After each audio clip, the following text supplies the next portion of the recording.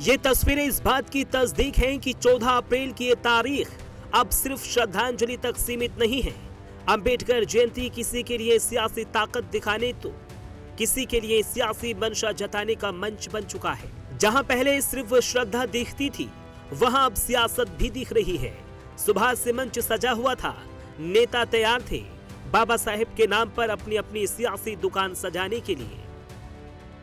ये नीला गमछा और जय भीम के नारों की गूंज, पार्टियां अलग हैं पर कहानी एक ही बयां कर रही है। कहानी जो यूपी के 21% वोट बैंक की है। 14 अप्रैल को केवल अंबेडकर जयंती नहीं, बल्कि यूपी में 2027 में होने वाले विधानसभा चुनाव का एक अनौपचारिक शनखनाद है। अखिलेश यादव दलित समीकरण साधने में जुटे हैं। मायावती अपने कोर वोटर को बचाने की लड़ाई में है।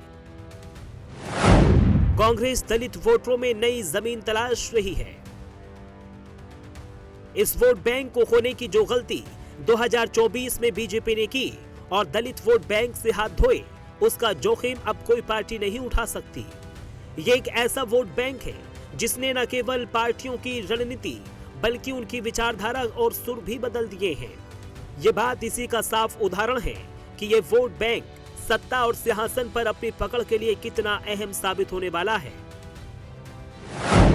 यूपी में 21% एससी वोट बैंक है, यानी लगभग 3 करोड़ 20 लाख वोटर।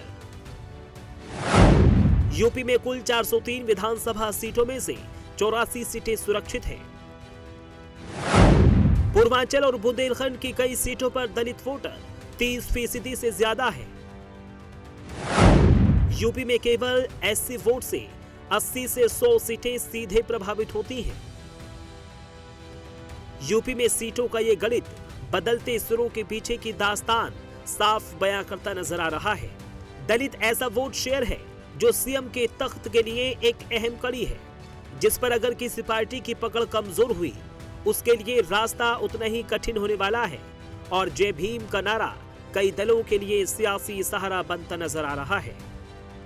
बाबा साहब भीमराव अम्बेडकर जी की जयंती पर पहली बार ऐसा हो रहा होगा कि हर वर्ग के लोग उस जयंती को मना रहे हैं। और अगर हम पॉलिटिकल पार्टीज का ध्यान दें तो शायद भारत के इतिहास में इतने राजनीतिक दलों के नेताओं ने मिलकर के एक साथ बाबा साहेब भीमराव अम्बेडकर जयंती नहीं मनाई होगी जितनी मनाई जा रही है।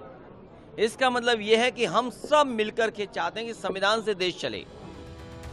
सपा के ये बयान, जिसमें संविधान का कई बार जिक्र किया गया है, ये साफ दर्शाता है कि जिस संविधान और पीटीए के सहारे 2024 के चुनाव में सपा ने वोट बटोरे थे, 2027 में उसी संविधान के सहारे अपनी सियासी नया को पार लगाने की आस लगाए बैठी है।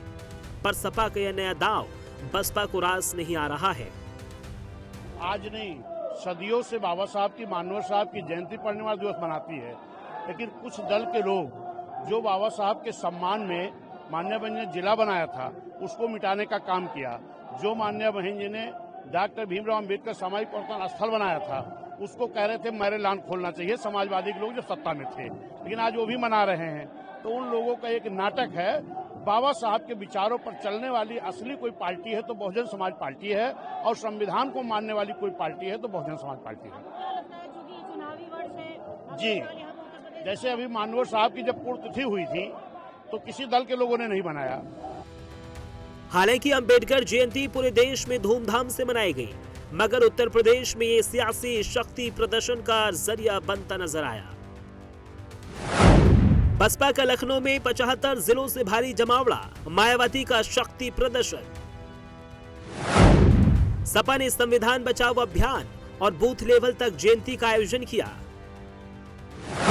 कांग्रेस पार्टी अंबेडकर जयंती पर सभी 75 जिलों में विशेष कार्यक्रम किया।